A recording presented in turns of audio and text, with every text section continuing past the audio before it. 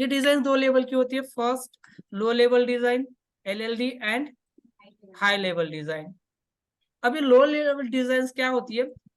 Basically in low level design they are going to, they means who,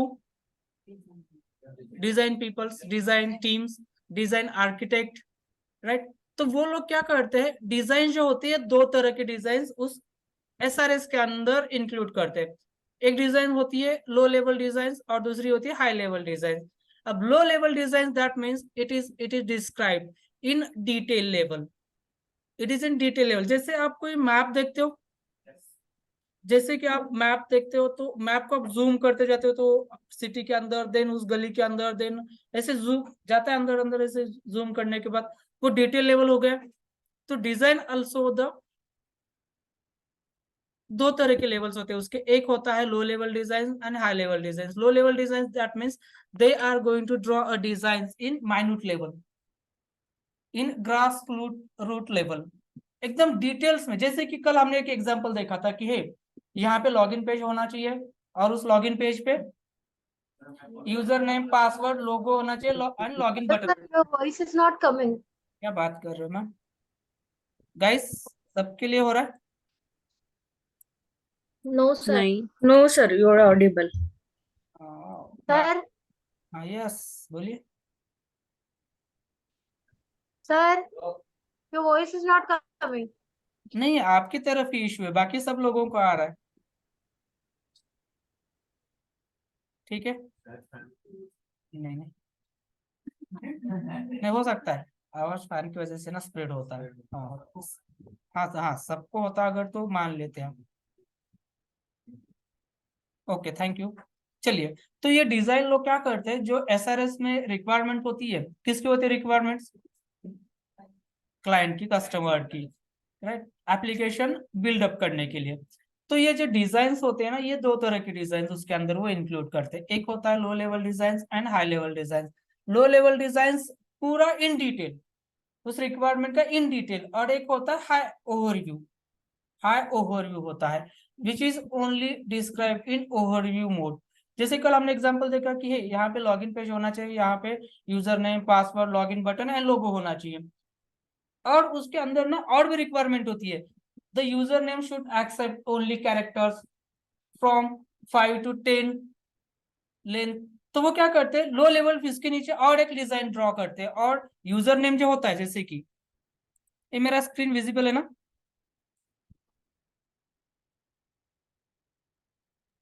अरे yes no कोई तो बोलो। Yes हो सर। रही है सर, लोड हो रही पेंट ओपन करते हैं। अब नहीं। तो डिजाइन्स क्या करते हैं, पहले एक ओवरव्यू डिजाइन निकालते हैं कि ये लॉगिन पेज है, उसके ऊपर यूजर नेम है, पासवर्ड है, लॉगिन बटन है, यहाँ पे लोगो होना चाहिए। उसके अंदर और भी रिक्वायरमेंट होती है कि user name should accept the minimum 5 and maximum 10 characters only. तो वो क्या करते हैं, जो यूजर नेम वाला टेक्स्ट बॉक्स होता है ना, तो उसके ऊपर एक एरो देके वहां पे लिखा जाता है कि this user name should accept minimum 5 and maximum 10 characters only. Sir, your voice is coming very low, huh? Jyoti ji आपके तरफ ही इशू है, क्योंकि बाकी लोगों को आ रहा है। ओके, नहीं मैंने अभी फोन से कनेक्ट किया सर, फिर भी लो आ रहा था इसीलिए। नहीं नहीं नहीं आपका नेटवर्क का ही वीक है, क्योंकि बाकी को तो आ रहा है ना। रे अश्विनी आ रहा है? आ रहा है सर, क्लियर। हाँ ना? यस सर, आ रहा है। सर आ रहा है। Okay okay thank you thank you. आप क्या करिए ज्योति, एक डिस्कनेक्ट करके ना फिर से ज्वाइन करिए। नहीं आप तो दो लॉगिन दिख रहे हैं, स्टिल इशू आपकी तरह नेटवर्क में ही है। तो चलिए, तो इस तरह से ना वो क्या करता है, हाई लेवल डिजाइन जो कि हाईली डिस्क्राइब करता है, और लो लेवल उसकी in detail grass root level जैसे बोलते हैं ना, तो उस लेवल पे वो डिजाइन क्या करते हैं, ड्रॉ करते हैं। उस डिजाइन में जो भी रिक्वायरमेंट में दिया होता है, each and everything they are going to draw in visualisation. ये इंटरव्यू में एक्चुअली ऐसा क्वेश्चन नहीं आता है, इंटरव्यू में सीधा क्वेश्चन आता है व्हाट इज SDLC। तो उस टाइम पे आपको ये ड्रॉ करना होगा डिजाइन। फिर बेसिकली द डिजाइन टीम और the design architect team they are going to draw a design with respect to the customer requirement, and they are going to use a component such as the prototype, screenshot, flowcharts, images, and they are going to draw a designs in two levels. One is the high level and low level. So basically high level designs, they are going to draw a designs in overview of that requirement, and low level design, so basically they are going to draw a designs in detailed description level. So this is the design level. तो interview में आपको ये इस तरह से उसको answer करना होगा. Fine. Then the next phase of the SDLC, that is the review of design. अब इसमें क्या होता रहेगा? हाँ, तो इसको आंसर कैसे? Designs, requirement. Very good. इस तरह से आंसर करना चाहिए. आप कॉन्फिडेंट आ रहा है आपको? Great. So reviewing design, so basically they are going to review the designs whatever they have draw.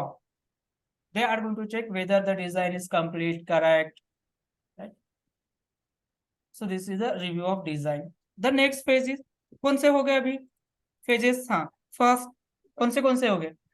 Requirement gathering, analysis of the requirement gathering, design, design, of review or design phase.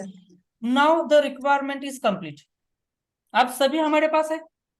Customer को क्या चाहिए हमें समझ में आने के लिए उसके अंदर डिजाइन भी ड्रॉ की गई है. Now whenever this phase completed, जब ये फेज कंप्लीट हो जाएगा ना, दैट टाइम हमारे पास क्या आता है? वो एसआरएस डॉक्यूमेंट आता है. डिजाइन कंप्लीट होने के बाद, रिव्यू कंप्लीट होने के बाद, अब हमारे पास क्या आ जाता है? हमारे पास in the sense each and everyone who involve in that project, सभी के पास जो उस प्रोजेक्ट के अंदर काम करने वाले बहुत सारी टीम्स होती है. बहुत सारी टीम्स होती है, जैसे developers, QA, BA, database developers, UI developers, server scripting developers, right, DevOps team, installation team, configuration teams, business team, business analyst, जितने भी बहुत सारी टीम्स होती है इसके अंदर. तो सभी के पास अभी ये रिक्वायरमेंट क्या होती है? शेयर की जाती है. Hey, this is the requirement for our new project और जो भी है, right. Now each and everyone, अब हर एक कोई उस रिक्वायरमेंट से गो थ्रू होता है. व्हाई? क्यों गो थ्रू होता है उससे, उस रिक्वायरमेंट डॉक्यूमेंट से या रिक्वायरमेंट से? अंडरस्टैंड करने के लिए ना कि क्या प्रोजेक्ट बनाना है हमें. डेवलपर्स इन प्रोस्पेक्ट किसके कोडिंग क्या करना है हमें, क्या पेजेस बनाना है, क्या मॉड्यूल्स बनाना है, उस तरह से उसको समझेगा. करेक्ट. हमें क्या टेस्टिंग करनी है, कस्टमर क्या एक्सपेक्टेड कर रहा है, टेस्टिंग के लिए हम उसको समझेंगे, राइट. डेटाबेस वाले डेटाबेस कौन सा बनाना है, कैसे बनाना है, कौन से डेटा टेबल्स बनाने हैं, कौन से कॉलम्स उसके अंदर इंक्लूड करने हैं. Each and everything is mentioned in that requirement. तो हर एक कोई क्या करता है, अभी अपना अपना रोल उसके अंदर समझना चाहता है और उसको क्या करते हैं, हर एक कोई गो थ्रू होते हैं, दैट मींस अंडरस्टैंड करते हैं. At the time of review, अब हर एक कोई रिव्यू कर रहा है, right. At the time of review, if you have any concern, if you have any suggestion, ये दो अलग अलग टास्क है. Concern and suggestion, what is the difference between them? Very good. Suggestion Concern is means- not involve project and concerns means कोई छूटा हुआ. Concern means आपको वो रिक्वायरमेंट समझने में कोई डाउट आ रहा है या दिक्कत आ रही है, करेक्ट. एंड सजेशन मीन्स अगर कोई इम्प्रूव करने के लिए आपके पास कोई आइडिया है तो आप suggest, that is the suggestion, correct. Yes. तो दिस टाइम, अभी इस टाइम पे अगर आपको कोई सजेशन है, कोई कंसर्न है, you can connect with them. तो आप आपके जो सीनियर रहेंगे या बीए रहेगा उसके साथ आपको डिस्कशन करना होगा. एंड अनटिल एंड अनलेस, कौन है? Until and unless, until and unless इसका मतलब समझ में आता है, जब तक आपको रिक्वायरमेंट समझ में नहीं आएगी तब तक आगे जाना ही नहीं है आपको, और कोई जाता ही नहीं है. If you are going to, अगर आपको कोई कंसर्न है, अगर आपको कोई डाउट्स है, अगर आपको वो रिक्वायरमेंट कोई समझ में नहीं आई है, तो आपका रोल होता है, आपका ये टास्क है कि आपको उसको समझना ही पड़ेगा. इसमें आपका एक्सक्यूज नहीं होता. क्या है, अगर ठीक है कोई किसी ने बोला कि मुझे क्या हुआ, ये 10 लाइन से रिक्वायरमेंट की, उसमें से मुझे 5-6 लाइन समझ में आई और समझ में कितनी है, नहीं आई, 4-5 लाइन मुझे समझ में नहीं आई, तो मैं आगे चल सकता हूँ ना, काम कर सकता हूँ. ऐसे अगर किसी ने बोला तो आगे चल के क्या होगा, कैसी प्रॉब्लम हो जाएगी? Very good. जिसपे आपको काम करना है, आपको पता नहीं है कि आगे चल के किसके ऊपर आपको काम आने वाला है, राइट? जो आपको समझ में नहीं आए उसी के ऊपर आपको काम असाइन हुआ तो you are going to stuck there. आप प्रोसीड कर सकते हो, नहीं कर सकते हो। समझ में आ रहा है? सो जब तक आपको समझ में नहीं आता है तब तक आपको आगे जाना ही नहीं है। और यहाँ पे आपके लिए, सबके लिए ये एक्सक्यूज होता है कि अगर समझ में नहीं आ रहा देन यू कैन आस्क, किसी एक्सपर्ट से आप पूछ सकते हो। लास्ट में तो बीए होता है, उसको तो सभी समझ में आता है क्योंकि डायरेक्टली वो किसके कॉन्टेक्स्ट में होता है, क्लाइंट के, तो उसको तो सब समझ में आता ही है कि प्रोडक्ट क्या होना चाहिए, कैसे होना चाहिए। तो उसके साथ आप मीटिंग शेड्यूल कर सकते हो। समझ में आ रहा है? और उससे पूछ सकते हैं, please help me to understand this requirement, I have some doubts, so please clear them. और उनका वो रेस्पॉन्सिबिलिटी होता है। और यहाँ पे ये बाय रूल ही है कि जब तक ग्राउंड लेवल पे जो काम करने वाले लोग हैं उनको ये समझ में आना चाहिए। अगर नहीं आ रहा है तो आपका रेस्पॉन्सिबिलिटी है हायर या एक्सपर्ट्स का, उसको समझाओ क्योंकि वो ही काम करने वाला है। कोई आपको ऐसे नहीं बोलेगा हे कैसे समझ में नहीं आ रहा है, सीधा सीधा इंग्लिश में तो लिखा है,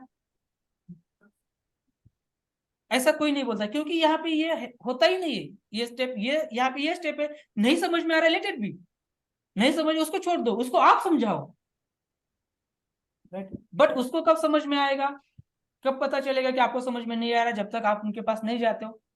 तो आपको उनके पास जाना पड़ेगा। और यहाँ पे जाने के लिए आपको कोई दिक्कत नहीं होनी चाहिए। कई लोगों को ऐसे क्या होता है, अरे मैं 10 साल से काम कर रहा हूँ, ईगो आता है ना, तो ये आपको इन फ्यूचर ना आपके प्रोफेशनलिज्म में वर्क नहीं करेगा। क्या होता है, अगर आपको कोई चीज समझ में नहीं आई है और आपने उसको पास कर दिया, बोल दिया मैंने टेस्ट कर दिया, आपको तो समझ में नहीं आती बट आपने जैसे ही बोला कि है मैंने पास कर दिया, राइट? अब यही चीज आगे जाके ना हायर लेवल पे जो क्यूए होता है वो टेस्ट करते हैं और उसके अंदर डिफेक्ट मिलते हैं बहुत सारे, वो वहां पे चलता ही नहीं है, फट जाता है। यहाँ पे कोड फटना बोलते हैं। जो डिफेक्ट्स वगैरह होता है ना वो किसकी वजह से होता है, कोड फटने की वजह से। कोड फटना मीन्स वहां पे कोई तो कोड में डिस्क्रिपेंसी डेवलपर ने डाल दिया है, इसको कोड फाड़ना बोलते हैं। तो अगर आपके हायर लेवल पे वो फाइंड हो गया उस मॉडल के अंदर डिफेक्ट्स, राइट, तो वो क्या करता है, आपके मैनेजर को पूछता है कि हे ये फंक्शनैलिटी, ये मॉडल किसने टेस्ट किया था? अजय ने किया था। तो अजय को पूछा जाता है अजय आपने टेस्ट किया था? Yes yes. तो इसके अंदर इतने सारे डिफेक्ट कैसे?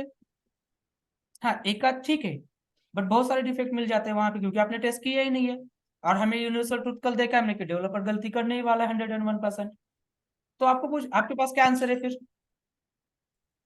आप बोल सकते हैं अरे नहीं मैंने टेस्ट किया था, मुझे पता नहीं कैसे डिफेक्ट, अरे कैसे कहाँ पे टेस्ट किया था, कौन से बिल्ड पे, मीन्स कौन से, हर एक कोड को ना एक नंबरिंग होता है।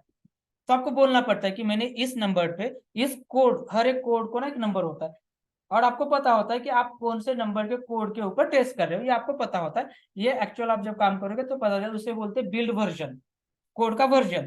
तो आप बोलोगे मैंने एक्स वर्जन पे टेस्ट किया है, तो आपको वो एक्स कोड वाला वर्जन आपको दिया जाता है, चलो आप भी टेस्ट कर। टेस्ट कर पाओगे नहीं क्योंकि आपको तो समझ में ही नहीं आया था, आपने छोड़ दिया था। देन सबके सामने फिर मैनेजर आपको मीटिंग शेड्यूल करता है, आपको पूछता है कि ऐसा क्यों? आप बोल नहीं समझ में आया था, तो समझ में नहीं आया था, प्रोसेस पता है आपको, समझ में नहीं आया तो आपको मीटिंग शेड्यूल करना चाहिए था, हमें पूछना चाहिए था कि हे ये कैसे होता है वर्ड, इसका मीनिंग क्या है, इस सेंटेंस का, इस रिक्वायरमेंट का मीनिंग क्या है, ये आपको करना चाहिए। इसके लिए आपको कोई नहीं पूछेगा कि क्यों किया ऐसा, तो ये आपकी तरफ से इनिशिएटिव करना नहीं किया, क्यों? क्योंकि आपको प्रोसेस पता नहीं है फिर, और आपने झूठ मूठ में ऐसे ही भेज दिया, बोल दिया कि मैंने टेस्ट कर दिया। तो अगर मैनेजर ठीक है, ठीक ठाक रहा, घर पे कोई झगड़ा नहीं है, तो बोलेगा अगली बार ऐसे मत कर पाएंगे, अगली बार ऐसे मत कर। अगर नहीं, डोनाल्ड ट्रंप रहा तो फायर, नया रिक्वायरमेंट निकालो, चलो इसको बोल देते हैं भाई आप तो पेपर डाल दे और नोटिस प्लेट सर्व करके निकल जा। समझ में आ रहा है? सो दिस इज द वे कि इस तरह से आपको वर्क करना है कि आपको 101% वो रिक्वायरमेंट समझ में आनी चाहिए। हाँ ये सही है कि हर एक को समझ में आता है, ऐसा नहीं है। अब आपको अगर हमने मेल दिखाया तो भी दिखा सकते हैं कि बहुत सारे रिक्वायरमेंट्स हम भी इस प्रोजेक्ट के अंदर ना, इस कंपनी के अंदर मुझे लगभग अभी 14 साल हो गए कि कंपनी के अंदर है, 14 साल से अभी भी मुझे कुछ रिक्वायरमेंट समझ में नहीं आती है। अगर आप लोग को मेल दिखाए तो हम मीटिंग शेड्यूल करते हैं, मेरे बीए का नाम से डैन है, तो उसको मैं बोलता है then, right, I am unable to understand this requirement, so please can we have a meeting, so please let me know the suitable time. हम उसको ऐसे रिक्वेस्ट सेंड करते हैं। तो डैन भेजता है, please you can arrange the meeting on this इस time पे, इस डेट पे अरेंज करो, हम डिस्कस करते हैं। तो उस डेट पे उसके साथ ज्वाइन करते हैं, रिक्वायरमेंट ओपन करते हैं। तो रिक्वायरमेंट उसको पढ़ सामने से हम बोलते हैं उसको, इसमें मुझे दिक्कत आ रही है, ये रिक्वायरमेंट क्या है उतना मुझे समझ नहीं आ रहा है, क्लियर नहीं हो रहा है। तो वो हमें समझाता है फिर कि इसने क्या बोला है कि एप्लीकेशन ओपन करे, यहाँ पे ये सेटिंग करनी चाहिए, कॉन्फ़िगरेशन, डेटाबेस में ये जो भी है, देन हमें समझ में आएगा, then now I can start to work on it. तो उस मेल पे आप उसको रिप्लाई कर दे, done, thank you, now I am clear, right, और all the doubts have now been cleared, thank you. तो आपको फिर से वो अप्रिशिएट करता है, appreciate, this is a good move. तो आपको फिर से अप्रिशिएट करता है कि आपकी तरफ से अच्छा मूव था, हर एक कोई चीज आपको समझ में आनी चाहिए, और एटलीस्ट किवे को तो आना ही चाहिए। डेवलपर को नहीं आ रहा है ना, वो कुछ भी कोड कॉपी करके डाल देगा तो भी चलेगा, वो हमें पकड़ना है, फिर वो जाएगा डिफेक्ट उसके पास, फिर वो समझ में आएगा, उसके पास एक चांस है, उसके पास एक चांस है। गाइस एक मिनट गाइस, तो this is the way we need to work. तो इस तरह से आपको हर एक रिक्वायरमेंट क्या करनी होगी, समझनी होगी। Then now the next phase of the SDLC coding. अब रिक्वायरमेंट सब में समझ में आ गई है, डेवलपर को भी समझ में आया है कि क्या करना है क्या नहीं करना है। एक कौन क्या कर रहा है स्क्रीन पे, Nikita, okay, now the next phase of SDLC, that is the coding. Now in this phase the developer, yes, sir recording बंद हो गई। नहीं ये स्टार्ट है, मैं अच्छा I have started now, yes started. Now the next phase, अभी requirement clear है, सब आपके पास है, अभी उसको आप एनालिसिस करिए, समझिए।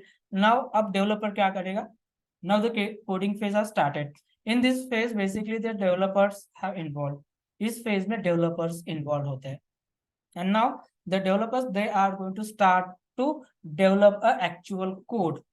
अब वो डेवलपर क्या करते हैं, रिक्वायरमेंट में जिस तरह से बोला है कि है ये लॉगिन पेज होना चाहिए, ये कस्टमर क्रिएशन होना चाहिए, उसके अंदर ये डिटेल्स होनी चाहिए, ये पेमेंट क्रिएशन पेज होना चाहिए, उसके अंदर ये डिटेल्स, जो सब रिक्वायरमेंट क्या करते हैं, वन बाय वन वो रिक्वायरमेंट्स पकड़ते हैं और उसका एक्चुअल कोड लिखना स्टार्ट करते हैं। Now in coding phase the developers are involved in this phase and they are going to start to develop a code to build a physical application or physical software. अब तक application software paper में था, correct, paper में था ना requirement जो भी थी। अब इस फेज से वो पेपर से निकल के कहाँ आ रहा है, एक्चुअल में वो बन रहा है, एक्चुअल में वो फिजिकल डेवलपमेंट अभी हो रहा है। समझ में आ रहा है क्या? So developer started to develop a code to build means बनाना, right, to build a physical application. Physical application बनने के स्टार्ट यहाँ से हो रहा है, तो डेवलपर उसके अंदर इन्वॉल्व होता है और वो कोड लिखना स्टार्ट करता है विथ रेस्पेक्ट टू किसको मद्देनजर रखते हुए, रिक्वायरमेंट, कस्टमर रिक्वायरमेंट और क्लाइंट रिक्वायरमेंट, यस। तो उसको सेंट्रलाइज करके वो कोड लिखना स्टार्ट कर देता है कि क्या होना चाहिए, कैसा होना चाहिए, each and everything. Now they are going to start to develop the code, physical build करने के लिए स्टार्ट करता है एप्लीकेशन को, राइट। देन नेक्स्ट, अब इसको इंटर में इसको next phase is the coding. So basically in this phase developer have involved and they are going to start to develop a code to build a physical application, means physical actual application or actual software development, that is a coding started from this phase. इस phase से actual software develop होना start हो गया, fine. Now the next one is analysis of the coding, right, analysis of the coding, that means now the developers they are going to review their code, वो जो भी उन्होंने code लिखा है ना, वो कोड वो रिव्यू करते, weather the code is correct, whether the code is complete, whether the code is follow the company standards. Company के कुछ स्टैंडर्ड्स होते हैं, कोड के कुछ स्टैंडर्ड्स होते हैं, आपको भी पता है कोड के स्टैंडर्ड्स होता है। आपका किसी का फ्रेमवर्क स्टार्ट हुआ है, किस बैच का फ्रेमवर्क डेवलप, अरे नहीं 2 बैच है ना मर्ज इसमें, किसी का तो गया रहेगा, फ्रेमवर्क में नहीं गया, ठीक है, No, sir. नहीं रे 2 बैच है। Hello sir. हाँ बोलो सर मैम। मैं ज्योति हेरा।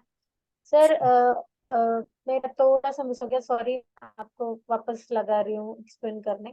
लो लेवल डिजाइन बोला और हाई लेवल डिजाइन बोला, तो मतलब क्या हुआ? लो लेवल पे मतलब फ्लो लो चार्ट लेवल पे मतलब इन डिटेल रिक्वायरमेंट का इन डिटेल डिजाइन्स ड्रॉ करते हैं लो लेवल पे।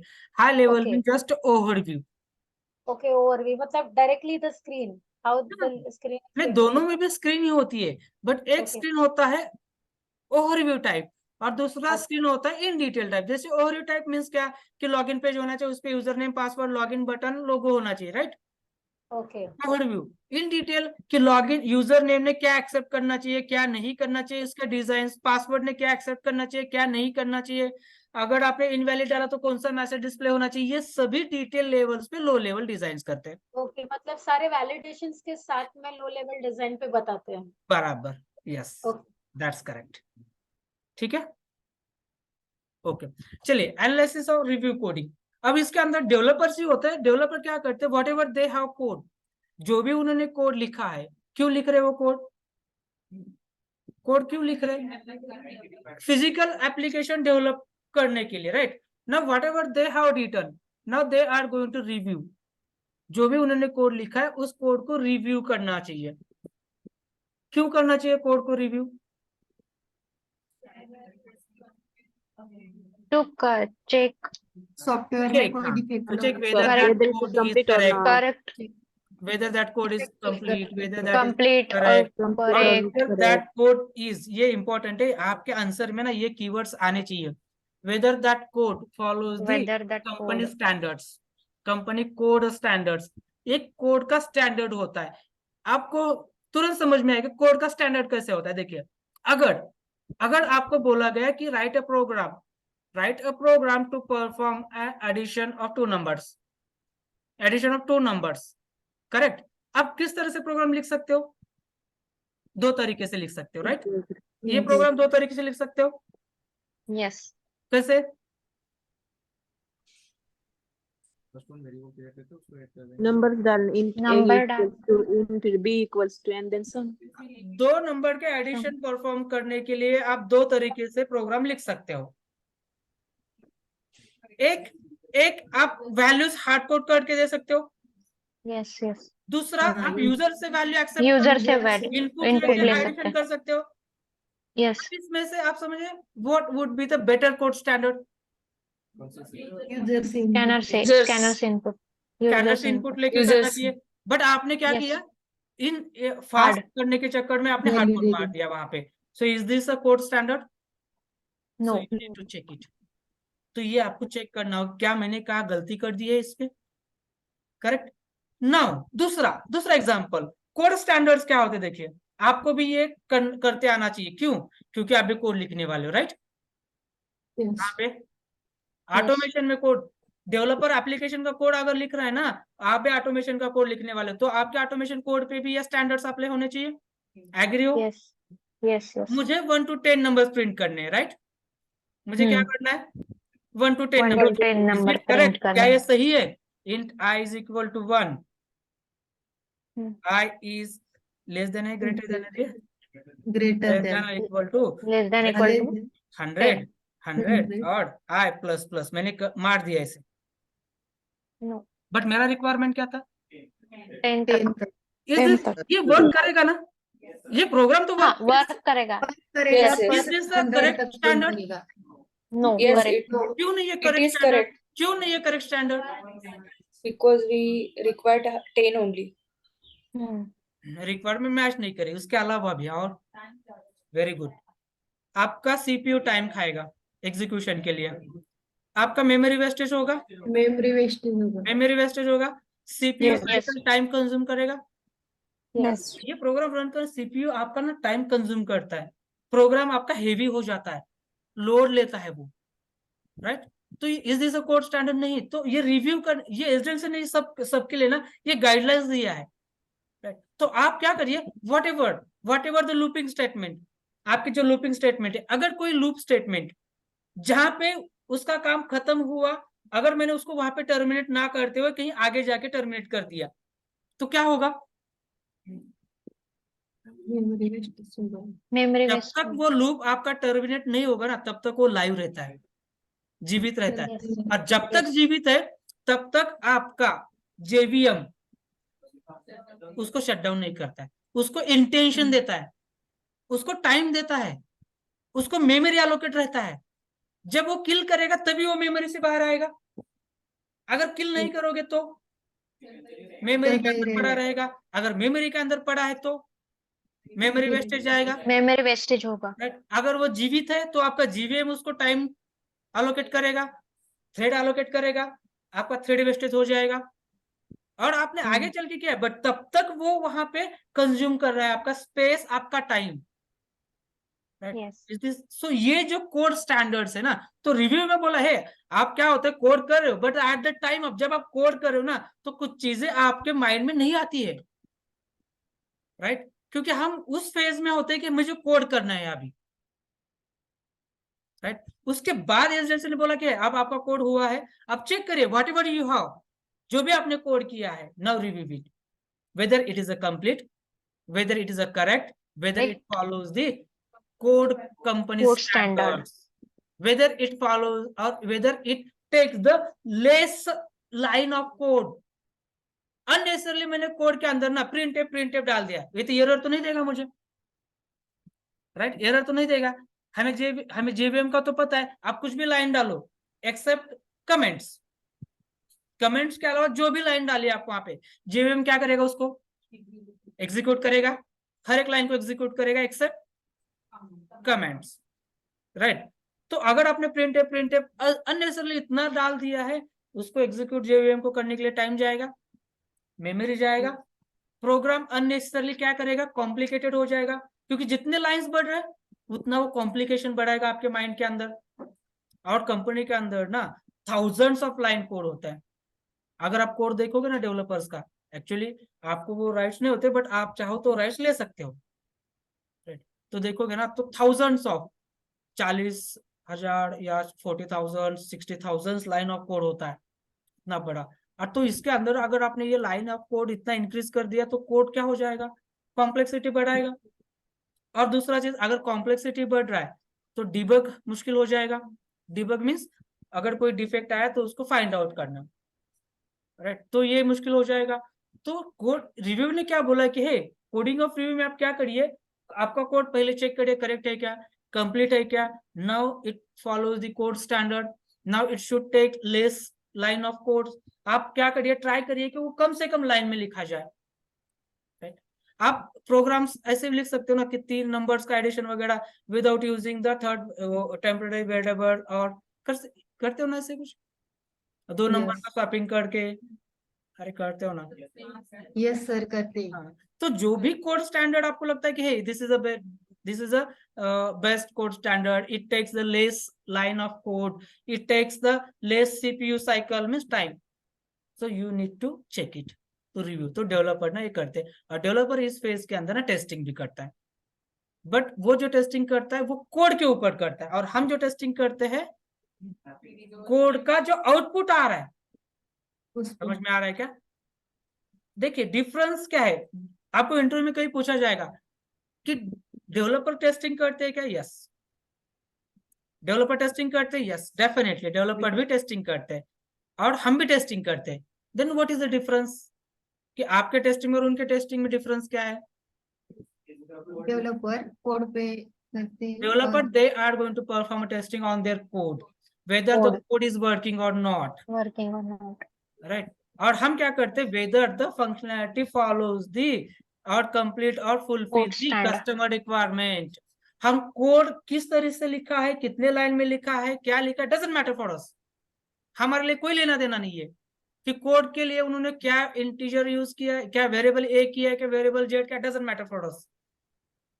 उससे जो आउटपुट आ रहा है ना, क्या वो आउटपुट कस्टमर क्लाइंट की रिक्वायरमेंट को फुलफिल कर रहा है क्या, वो टेस्ट हम करते हैं।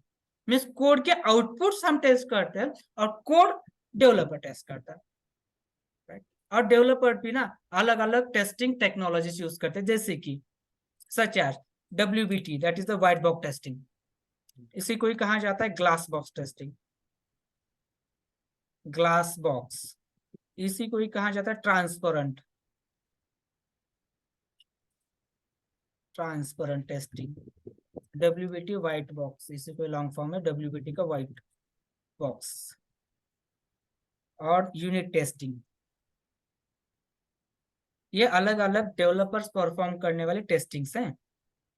और ये भी टेस्टिंग आपको पता होनी चाहिए। क्यों? ये टेस्टिंग आपको पता होनी चाहिए। व्हाई? ये टेस्टिंग जो हम बोल रहे हैं ना, ग्लास बॉक्स, व्हाइट बॉक्स, ये सभी एक ही है, यूनिट टेस्टिंग अलग है। ये दोनों टेस्टिंग टेक्नोलॉजीज आपको पता होनी चाहिए। व्हाई? प्रोसेस नहीं, क्योंकि हमें करना है। क्योंकि आपको करना है। कहाँ पे? ऑटोमेशन कोड के ऊपर। अगर ऑटोमेशन प्योरली मैनुअल टेस्टर है तो वो नहीं करेगा। बेसिक टेस्टिंग है इसमें। अगर कोई प्योरली मैनुअल टेस्टर है तो वो ये टेस्टिंग नहीं करेगा। बट आप क्या हो? मैनुअल प्लस ऑटोमेशन, ये ऑटोमेशन टेस्टिंग आप करोगे क्योंकि ऑटोमेशन आप भी ऑटोमेशन का कोड लिखते हो, तो उस कोड के ऊपर आपको ये टेस्टिंग करनी होगी। अब ये टेस्टिंग होता क्या है, कैसे करते हैं, ये हम नहीं कवर करेंगे, but definitely I will share the PDF। और डेफिनेटली ये PDF पढ़ने के बाद आपको समझ में आएगा कि क्या टेस्टिंग आपको ऑटोमेशन के अंदर करनी है। Fine, I will share the PDF tomorrow. ठीक है, पता करवाइए कि ये टेस्टिंग होता क्या है, ये आपको नोट्स में मिलेगा। हाँ बोलिए।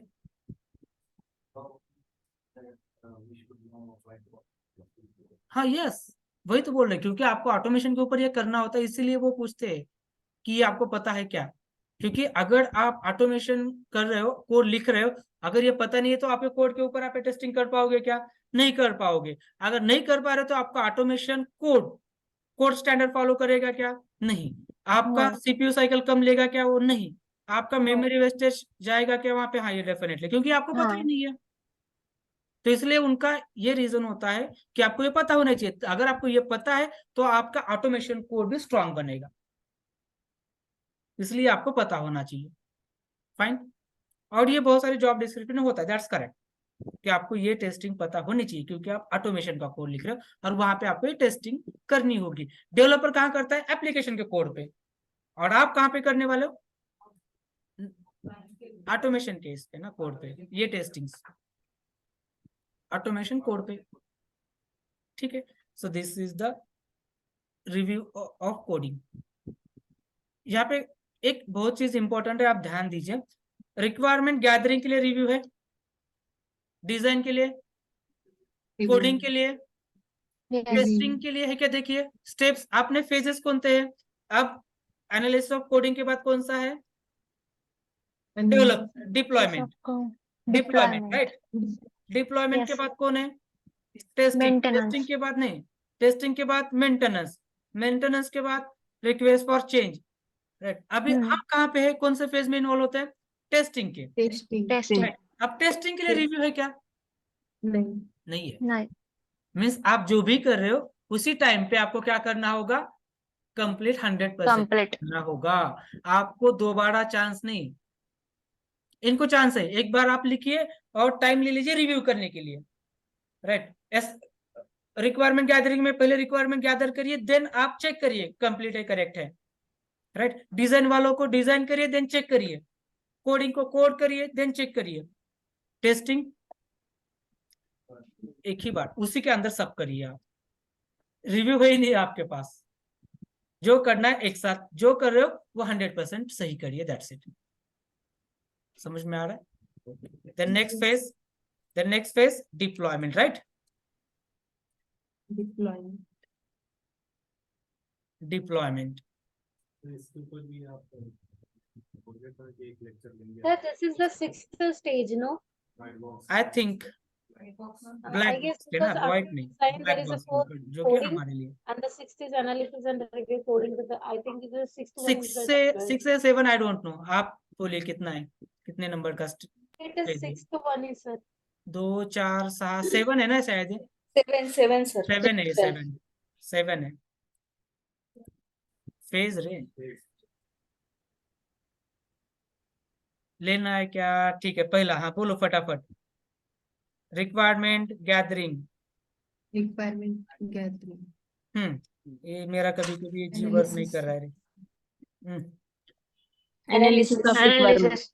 Requirement gathering, then second Analysis of requirement. Analysis. requirement, then third Design.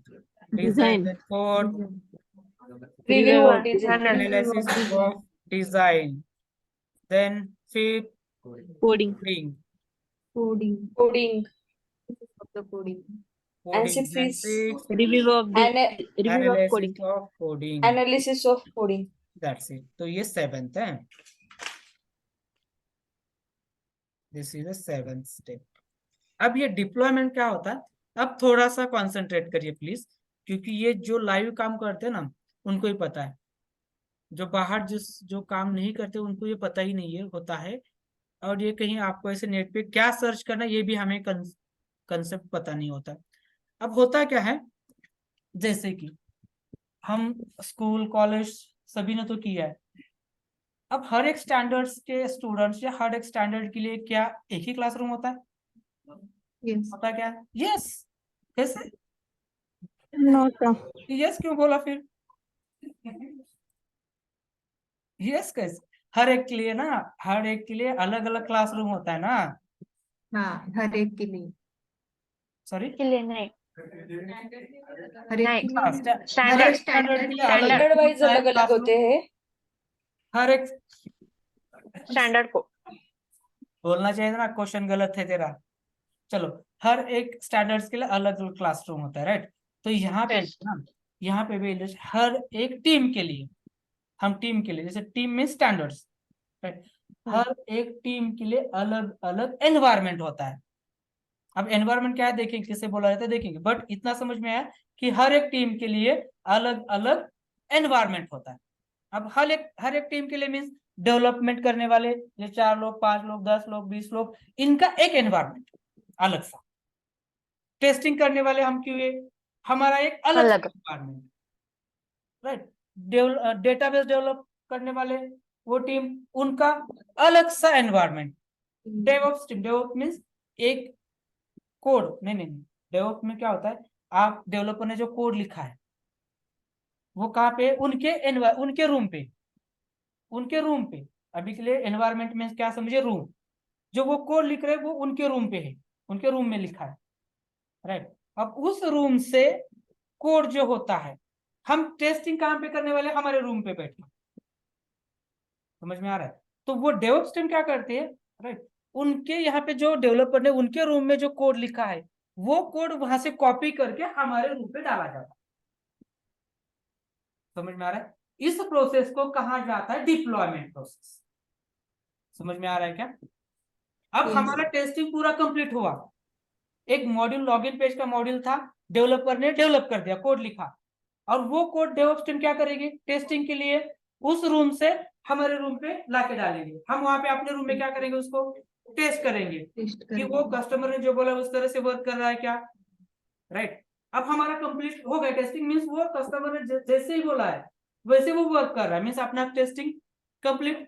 अब वो कोड क्या होता है, एक लोग होते हैं जो उसको बोला जाता है UAT, user acceptance testing, means हमारे ऊपर एक टेस्टिंग करने वाली टीम होती है, जो वहां पे ना क्लाइंट साइड से और अपने साइड से दोनों लोग मिलके वो टेस्टिंग करते हैं, राइट? तो ये जो हमने टेस्टिंग किया वो कोड है, कहाँ पे है, हमारे रूम पे ना, हमारे रूम में ना, और उनका रूम अलग है।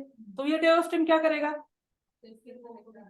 अपने रूम से वो कोड कॉपी करेगा और उस यूएटी टीम के रूम में डालेगा। समझ में आ रहा है? तो इस प्रोसेस को क्या कहा जाता है, डिप्लॉयमेंट। तो डिप्लॉयमेंट का मीनिंग क्या है, copy code from one environment to another environment.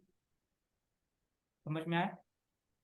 तो राइट, तो ऐसे डेवलपर्स जो होते हैं, राइट, तो एनवायरमेंट, इस रूम जो हम बोल रहे हैं ना, रूम, इसको अपने लैंग्वेज में, सॉफ्टवेयर लैंग्वेज में बोला जाता है एनवायरमेंट।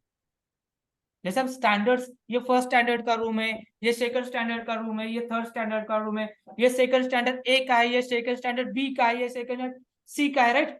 तो ये अलग अलग जो रूम है इसको हम यहाँ पे क्या बोलते हैं, एनवायरमेंट्स।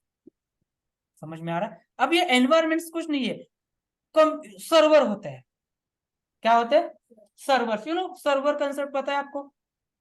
सर्वर में से बहुत बड़े कंप्यूटर्स, बहुत जगह आने वाले, और उसको लॉगिन, ये अगर डेवलपर से ये 5, तो उस सर्वर का एक्सेस इनको रहेगा।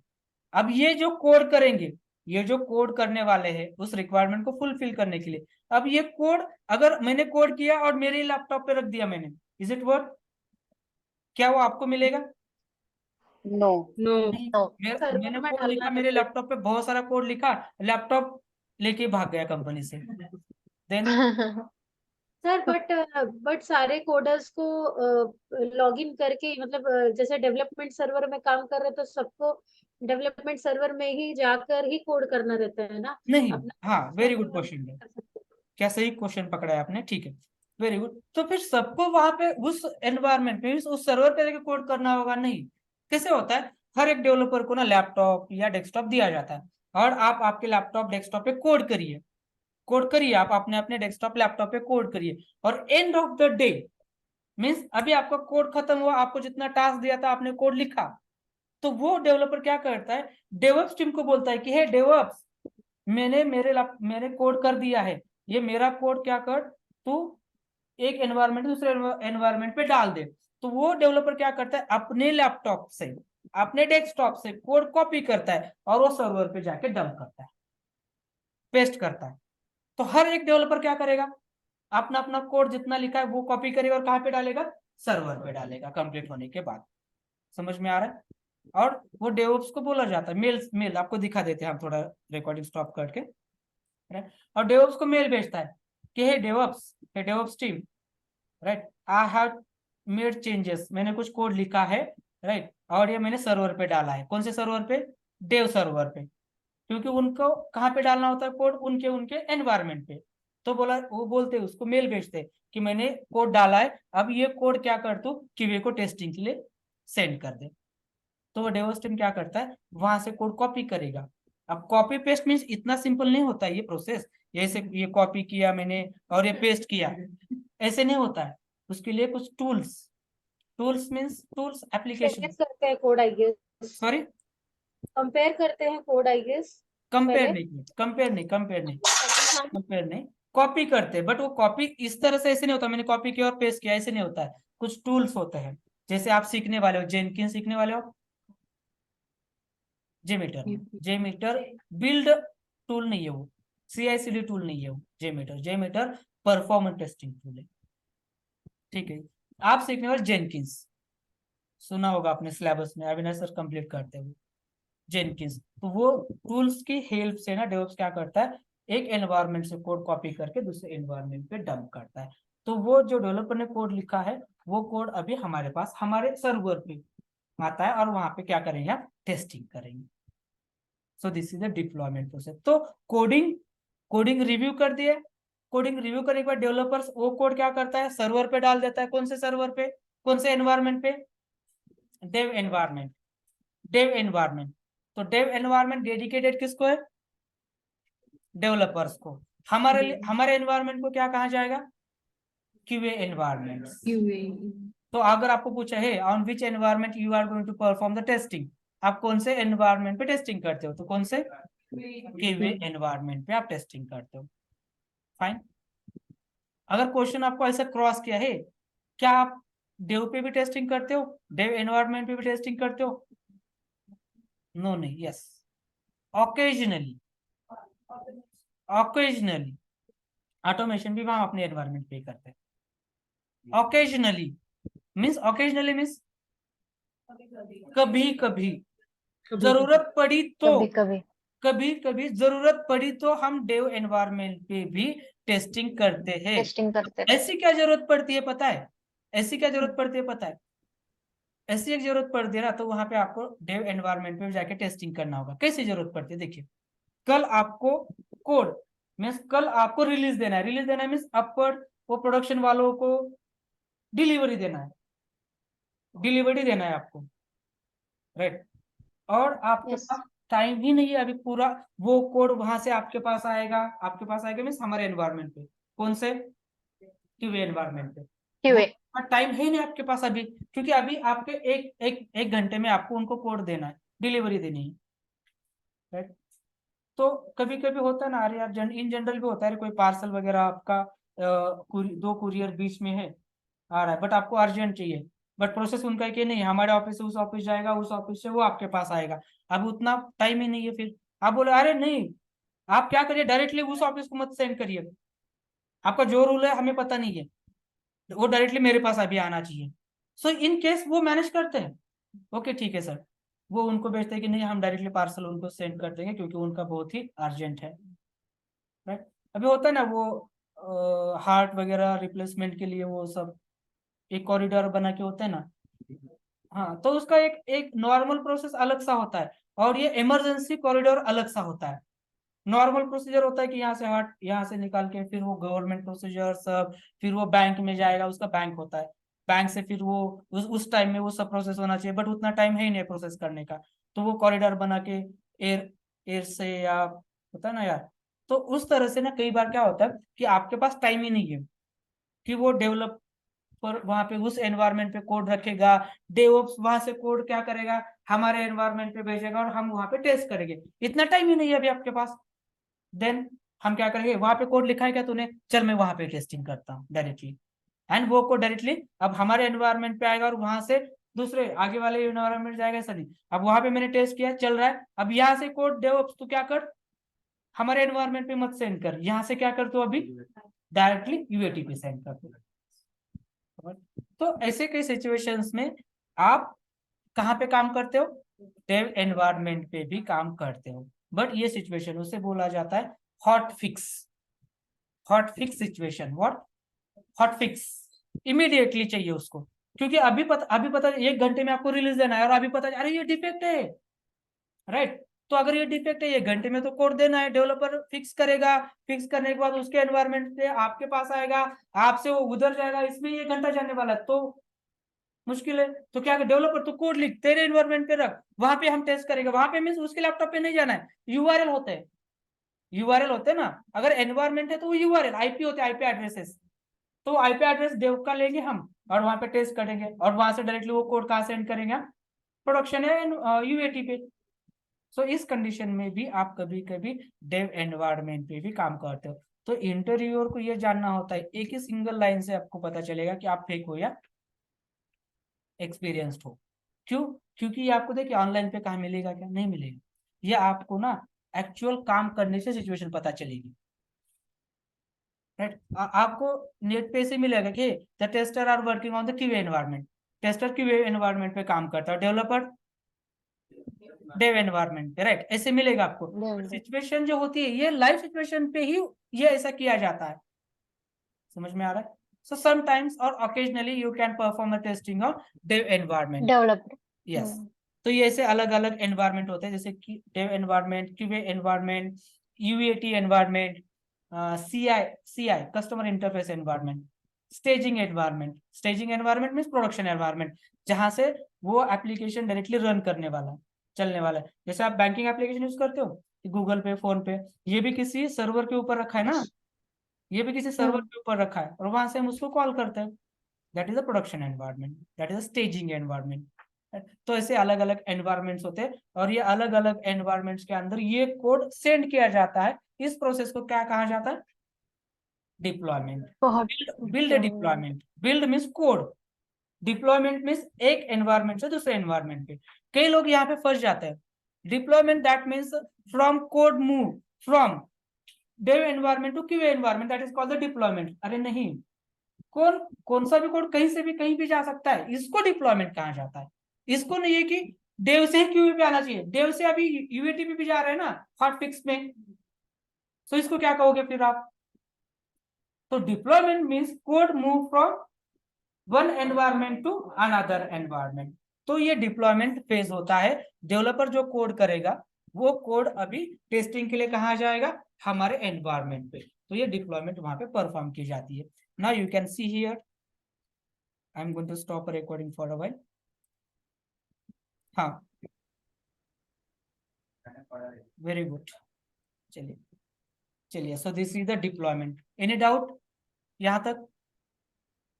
अब फील आ रहा है थोड़ा क्या रे कैसे काम चलता है अंदर, समझ में आ रहा है? Yes Yes, sir. Yes, sir. हाँ? Yes, sir. UAT, user acceptance testing, user acceptance testing, इसके अंदर ना हमारे कंपनी से कुछ क्यूए एंड क्लाइंट साइड से कुछ क्यूए, ये दोनों लोग उस एनवायरनमेंट के ऊपर टेस्टिंग करते हैं। आप जो सुनते हो ना कभी कभी ये ऑन साइड गया, वो ऑन साइड गया, वो, तो ये इस एनवायरनमेंट की टेस्टिंग के लिए वहां पे जाते हैं अगर आपका क्लाइंट बाहर का है तो। और इंडिया में 99% क्लाइंट बाहर की है, 1% ही आपने यहाँ से आपको काम मिलता है। इंडिया से इंडिया में 1% काम आता है, 99% हमारा आउटसाइड कंट्री सोर्स आउटसोर्स है, क्योंकि हम नहीं रहे, क्योंकि हम ये कम लेते हैं एज Service कम्पेयर देते टू हैं other countries. Service based industry salary है। हम बहुत कम लेते हैं। Service providers. हाँ, सर्विस प्रोवाइडर्स भी है नहीं, और हम हाँ प्रोडक्ट हम लोग बेस्ड, सर्विस प्रोवाइडर्स ज्यादा है सर, हम हाँ लोग सर्विस प्रोवाइडर मैन्युफैक्चरर ज्यादा है, या that's correct, I agree, service provider हम ज्यादा है क्योंकि हम सैलरी बहुत कम लेते हैं। आपको अगर मैनेजर बोल देना हे आज रात भर बैठने का काम करने का, हम कर लेते हैं, वो नहीं करते हैं, उनका टाइमिंग होता है सुबह से जो टाइम है वहां तक, उसके आगे वो जाती नहीं है, इतने वो स्ट्रिक्ट होता है। हम नहीं होता है, 10 भी दिन बोलो ना, वो बोलेगा तेरी शादी है कैंसिल कर दे बट ये टेस्ट कर। आप हम करते हैं, हम करते हैं, इतने हम खुद से डरते हैं। ये अपना ऐसा नहीं कि आपका ये मेरा भी होता है, ऐसा नहीं है।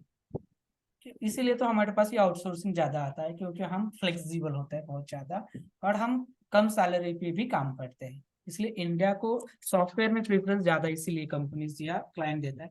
चलिए नेक्स्ट स्टेप, अब आते हैं अपने स्टेप पे, that is the testing. Now this is the next phase of SDLC, that is testing. अब डिप्लॉयमेंट हो गया, मींस डेव एनवायरनमेंट से कोड कहाँ पे आया, क्यूए एनवायरनमेंट पे। Now we are going to, और इन दिस फेज अभी इंटरव्यू को एक्सप्लेन कैसे करना है, this in testing phase, so basically we are going to involve in this phase.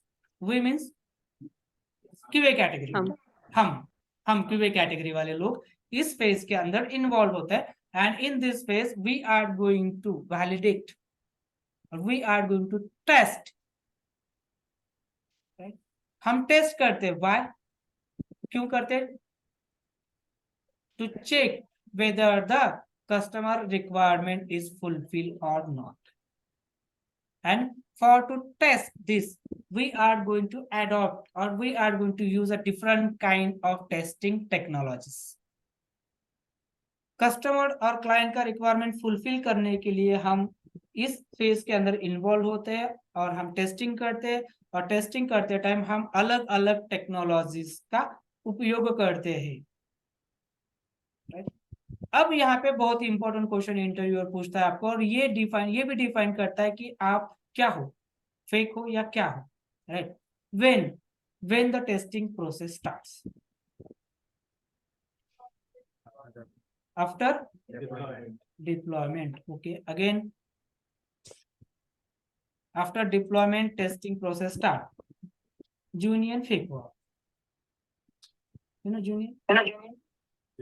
Junior एकदम क्लीन फेक हुआ, राइट। अगर आपने आंसर ऐसा दे दिया उसको कि आफ्टर डिप्लॉयमेंट टेस्टिंग स्टार्ट्स, आपने 100% किसी इंस्टीट्यूट से, किसी नेट से आपने पढ़ा है, जो कि ये ऐसा किसी सॉफ्टवेयर इंडस्ट्री में किसी सिंगल कंपनी में भी नहीं होता है ऐसा कि डिप्लॉयमेंट के बाद ही टेस्टिंग होता है, ये कहीं पे भी नहीं होता है। तो उसका मतलब तो सेम ही है ना, आफ्टर बिल गेट रेडी और आफ्टर डिप्लॉयमेंट दोनों का सेम ही मतलब है, राइट। तो इसके लिए आपको आंसर ऐसा करना होगा, तभी आप वर्किंग हो। Sir, once the design is made at that level only. How justified? So because see at the low level design, they are showing the validations. Okay, they are actually explaining the things like where the user should have this thing. Okay, like user should have text only in the username, and the password should be combination of special characters. That's fine. That's fine. That is the requirement. But आप क्या कर रहे हो फिर? आपकी testing क्या है वहाँ पे? आपकी टेस्टिंग कहाँ पे इन्वॉल्व है वहाँ पे? यूआई टेस्ट करेंगे हम लोग। यूआई टेस्ट करने के लिए कोड बना ही नहीं ना, डिजाइन के बाद कोड इमीडिएटली बना क्या? डिजाइन का एनालिसिस हुआ ना सर, वो तो बाद में। तो एनालिसिस हुआ ना, तो analysis is not the testing. Analysis तो सब कोई कर रहा है, हर एक कोई कर रहा है। और आप बोले यूआई, यूआई तो अभी कोड तो बना ही नहीं है, कोडिंग स्टार्ट ही नहीं हुई, डिजाइन के बाद हो रही है वो, राइट? सर उसका लुक एंड फील तो चेक करेंगे ना, लुक एंड फील टेस्ट नहीं करना होता है क्या? बट वो बिल्ड आपके पास आया ही नहीं ना, ओके, राइट? मतलब डिजाइन लेवल पे बिल्ड आता ही नहीं है। हाँ, क्योंकि कोडिंग हुआ ही नहीं अभी, डिजाइन के बाद कोडिंग चल रहा है ना, कोडिंग के बाद डिप्लॉयमेंट, डिप्लॉयमेंट के बाद आप यूआई टेस्ट करोगे, करेक्ट? ओके, आपने जो बोला ना कि डिप्लॉयमेंट के बाद testing, that's correct, but it is not a fully correct, वो सही नहीं है। ये लॉजिकली आप सोच सकते हो कि हे मेरा टेस्टिंग डिप्लॉयमेंट के बाद हो रहा है, ऐसा नहीं है, आपका एक्चुअल टेस्टिंग डिप्लॉयमेंट के बाद हो रहा है, एक्चुअल टेस्टिंग, बट टेस्टिंग उससे पहले ही स्टार्ट हो रहा है। कैसे? राइट, अब देखिए उसका आंसर कैसे होता है। Basically the testing starts simultaneously with the coding phase, coding phase के साथ ही आपका टेस्टिंग स्टार्ट होता है। मींस डेवलपर क्या करना स्टार्ट कर रहा है? कोड लिखना। समझ में आ रहा है? डेफिनेटली ऐसा नहीं होना चाहिए ऊपर से जाना। हाँ। अगर कुछ डाउट है, कंसर्न है, फ्री फ्रंट बोल देने का, हे स्टॉप, क्या पढ़ा रहे हो क्या नहीं, फिर से रिपीट करो, बोल देने का सीधा, चलो।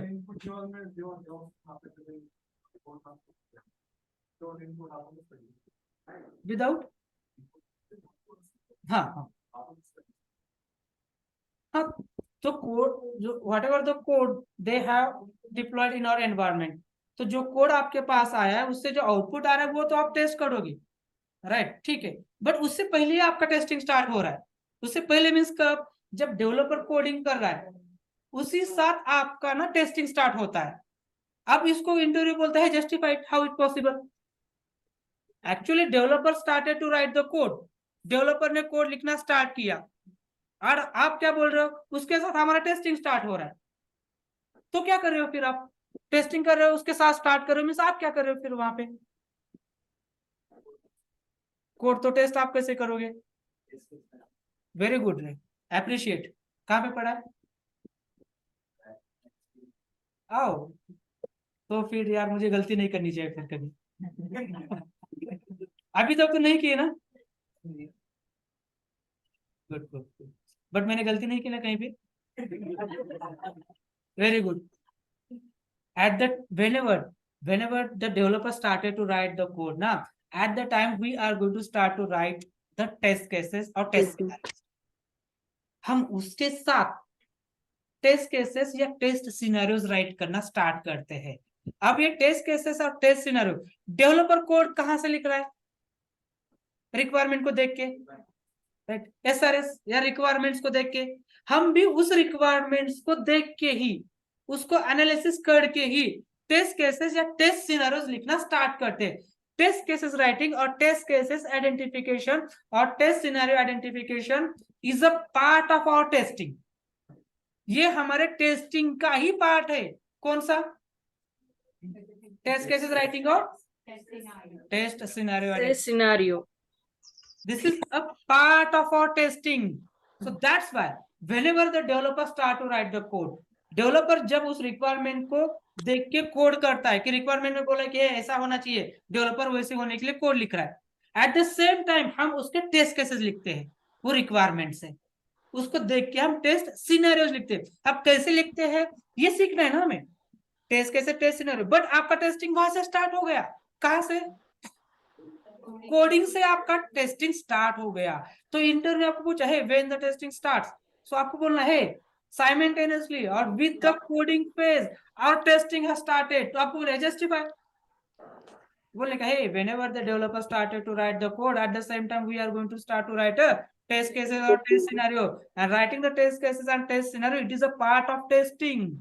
And actual testing, actual validation, actual customer requirement fulfilled, we are going to test after the deployment. Actual हम चेक करते हैं डिप्लॉयमेंट के बाद, बट उससे पहले हम test cases and test scenario writing करना स्टार्ट करते हैं। And test case writing, test case scenario, ये हमारे टेस्टिंग का पार्ट है रे। तो ये अपने कोडिंग के साथ स्टार्ट हो रहा है, Okay. साइमल्टेनियसली दोनों स्टार्ट हो रहे हैं वहां पे। सर आप लिखते हो टेस्ट केसेस, लिखते हो टूल पे या एक्सेल पे?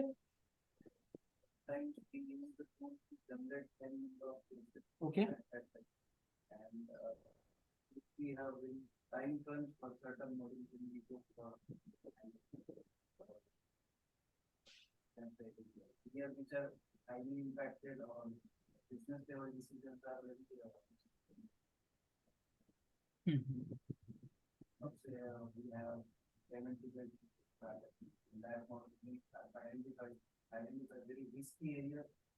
That is like the smoke और सैनिटी ना।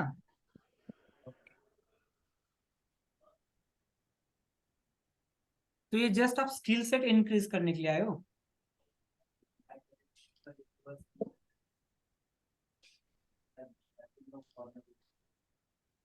पर ठीक, आप अभी वर्किंग हो ना? Oh why?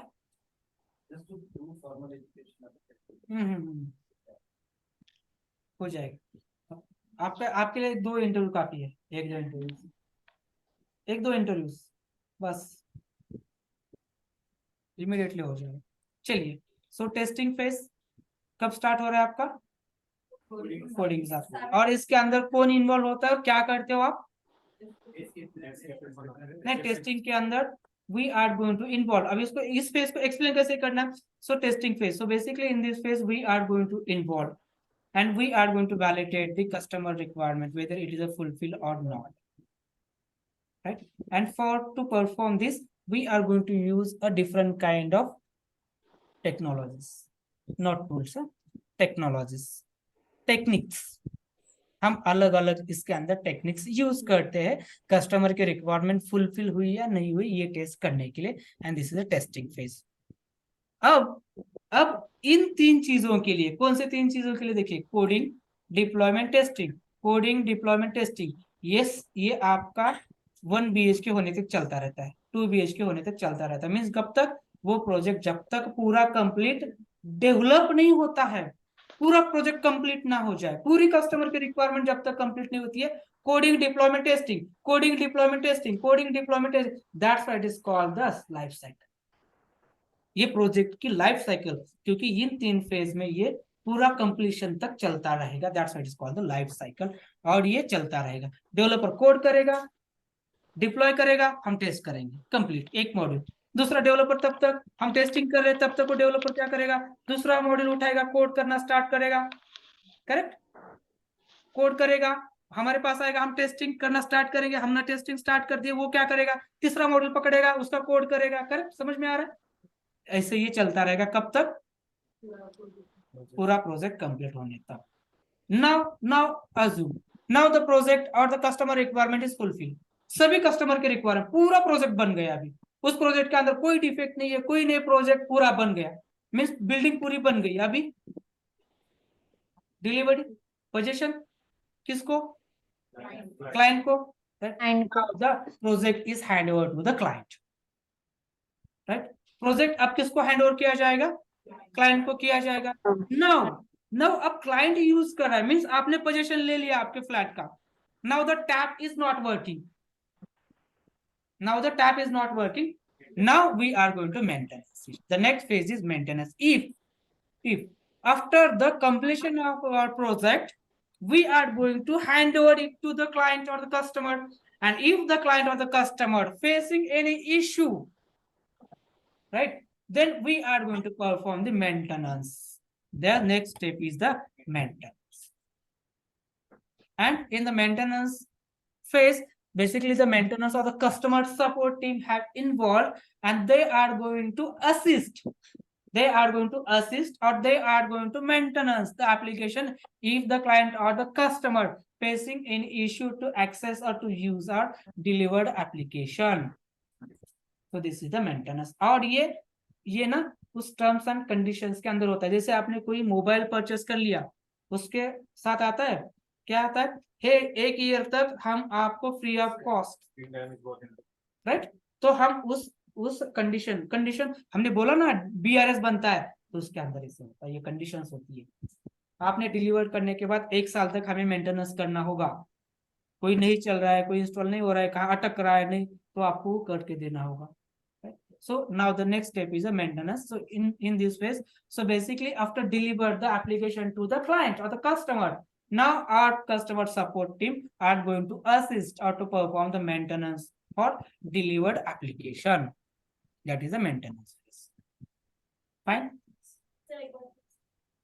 Maintenance phase. So basically in this phase, our maintenance team or our customer support team, they are going to assist the customer or client for our delivered application. If anything is not working or they are going to facing any issue, कोई भी issue अगर face करे, then we are responsibility to resolve that application to issue.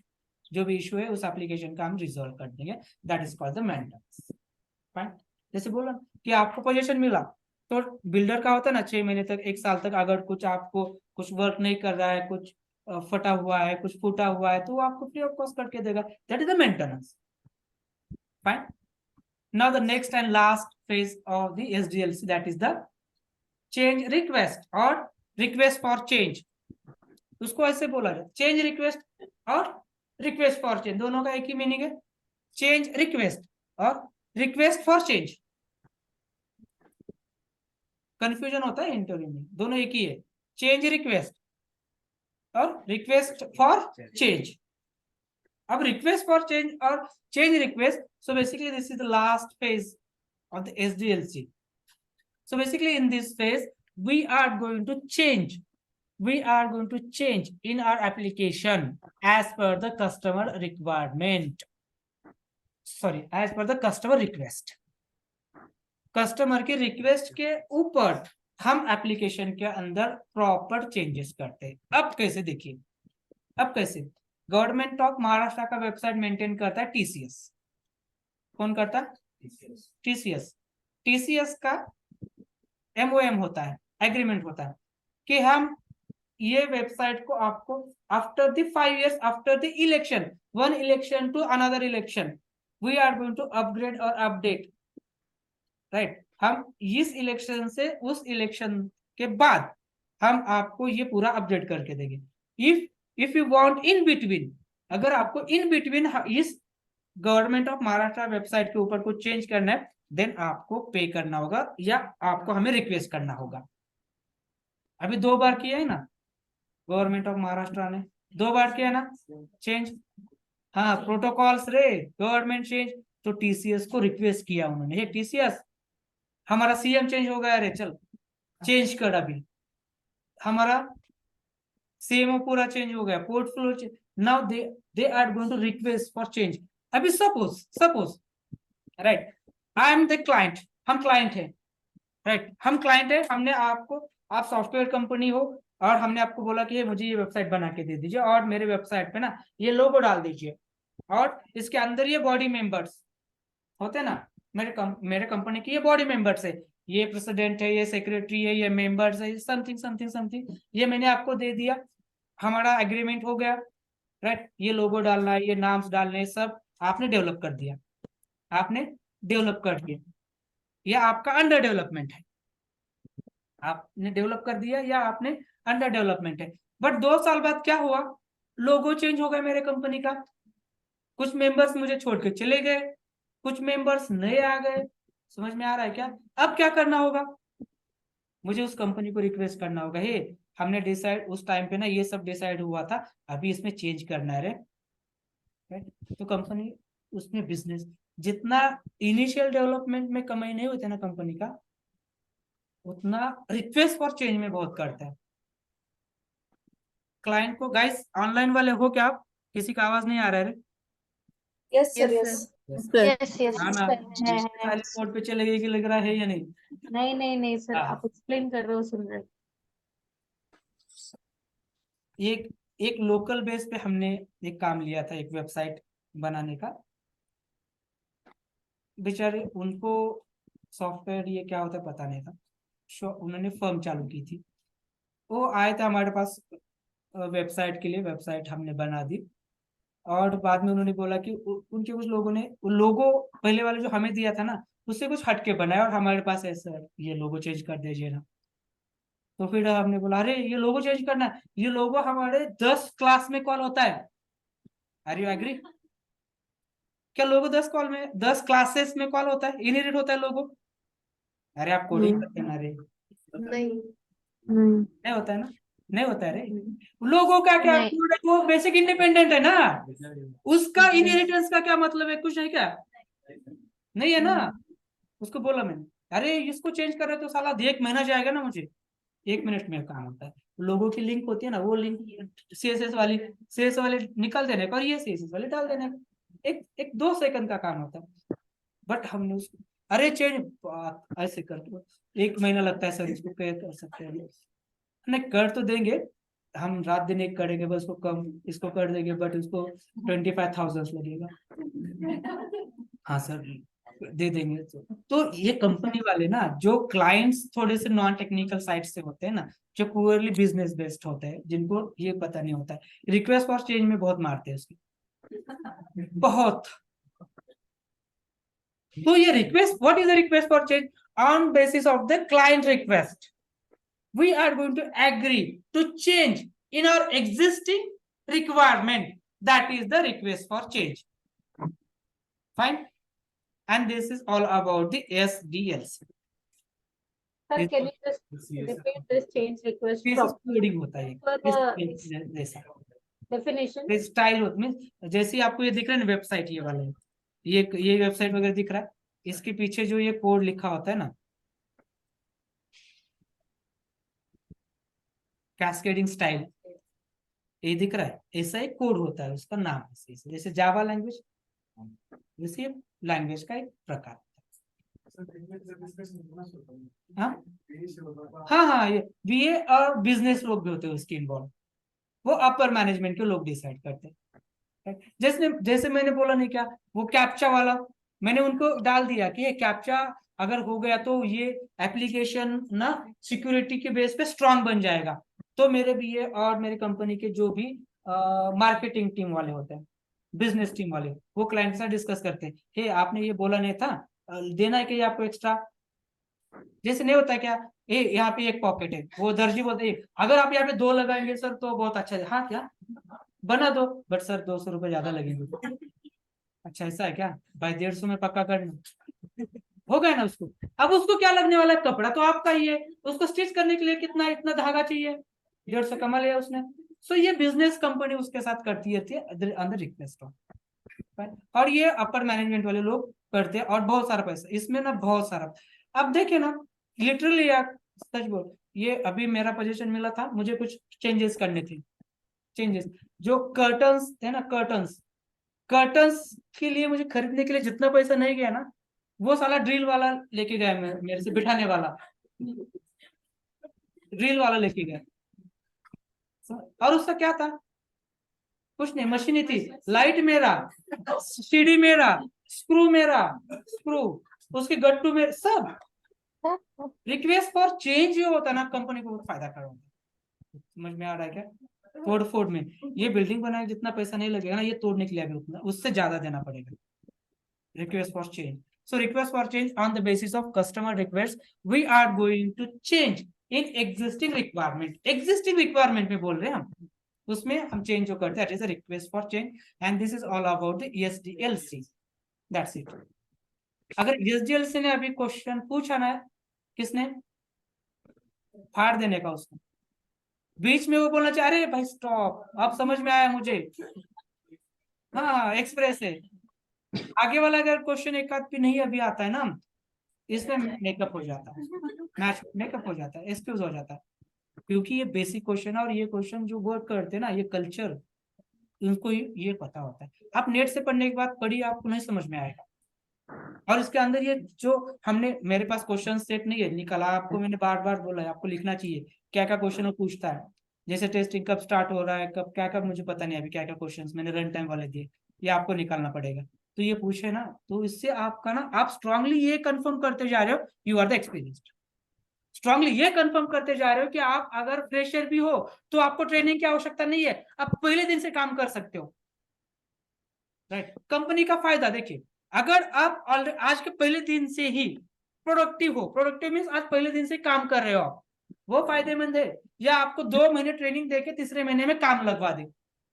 Correct, productive अगर आपका पहले दिन से है, प्रीफर आपको करेंगे। अगर मैं प्योरली कोरा हूं, एकदम ब्लैंक हूं, मुझे 2 महीने का ट्रेनिंग देना पड़ेगा, 2 महीने का सैलरी मुझे देना पड़ेगा, तीसरे महीने में मैं काम करना स्टार्ट कर दूंगा। जो मैं तीसरे महीने में सीख के काम स्टार्ट करना है फ्रेशर के बारे में, तो आज मैं पहले से दिन से स्टार्ट कर सकता हूं, तो इंटरव्यूअर आपको प्रेफरेंस ज्यादा देता है। तो इंटरव्यू में अगर आप फ्रेशर हो, कोई लोग फ्रेशर है यहाँ पे, तो आप ना खुद से एक्सप्लोर करिए, interviewer I am a fresher, documentary I am a fresher, but I know, मुझे पता है व्हाट इज एसडीएलसी, मुझे पता है व्हाट इज ब्लैक बॉक्स, मुझे पता है what is integration testing, I know how to write a test cases, I know how to add the defect, I know agile, I know the Jira. आप बोलिए उसको सामने से, वो अगर नहीं भी पूछ रहे ना तो आप बोलिए, हे डॉक्यूमेंट्री फ्रेशर है आप, बट मैंने कोर्स किया है, मुझे सब आता है, so I will productive from first day. हम फर्स्ट डे से प्रोडक्टिव है, तो डेफिनेटली आपको कुछ पूछेगा भी नहीं। और ऐसा किया है, किसी को अगर पता नहीं, एक लड़की का, ऐसे 4 लोग हैं, बट एक का नाम तो मुझे पता है, मनीषा काले, किसी का रेफरेंस है पता नहीं, मनीषा काले फ्रॉम सोलापुर के आगे वो खंडोबा मंदिर का गाँव है रे, जेजुरी जेजुरी, जेजुरी तुळजापुर, नहीं रे, अरे खंडोबा मंदिर, कोल्हापुर. नलदुर्ग, अंदूर, अंदूर, मैं गया था उसके घर पे, मुझे पता याद है। उसने इंटरव्यू एज ए फ्रेशर गई थी वो इंटरव्यू के लिए, और पहले इंटरव्यू में उसको ऑफर मिला है, आप किसी से पूछ सकते हो, ग्रुप में भी आप डाल सकते हो, वो रेजोनेंशिया ग्रुप में है। उसने 2.8 मांगा था एज ए फ्रेशर के लिए, कंपनी ने उसको 4.9 का दिया। उसने 2.8 लिटरली मांगा था, उसको दे दिया 4.8 और 9। क्यों? क्योंकि वो फर्स्ट डे से प्रोडक्टिव है, उसने सब बोला था, ये मुझे सब आता है, जो हमने पूरा सिलेबस दिया था ना, वो सिलेबस ही बोल दिया उसने पूरा, वहां पे मैनुअल का, ऑटोमेशन का पूरा बोल दिया। 2.8 लिटरली उसने मांगा था, उसको मैंने बोला था एज ए फ्रेशर आपको 3 के आगे नहीं दिया जाएगा, उसको 4.8 या 9 समथिंग, मेरे पास ऑफर भी है उसका, सामने से दिया था उसको। सो फ्रेशर वालों के लिए ना, आप खुद को एक्सप्लोर करिए, आपको वो डोली पे बिठा के लेके जाएंगे। पहले दिन से अगर आप टेस्ट केस लिख रहे हो, पहले दिन से आप ऑटोमेशन कर रहे हो, राइट, हर एक चीज आप पहले दिन से कर रहे हो, तो क्यों नहीं देंगे? बट आपको बोलना पड़ेगा कि मुझे आता है ये सब। तो इंटरव्यू तो ऐसा नहीं है कि श्री कृष्ण वाला टाइप तो नहीं है कि आपके माइंड में जाके देखेगा कि इसको ये आता है, आता नहीं, जब तक आप एक्सप्रेस नहीं होगे तब तक उसको पता नहीं चलेगा। तो फ्रेशर वालों बात करने का बिंदास, फाइन, चलिए। So this is all about the SDLC and we will meet. और अभी नेक्स्ट सैटरडे जो फीस पे वाले उनको ही इन किया जाता है, आपके फ्री सेशंस खत्म।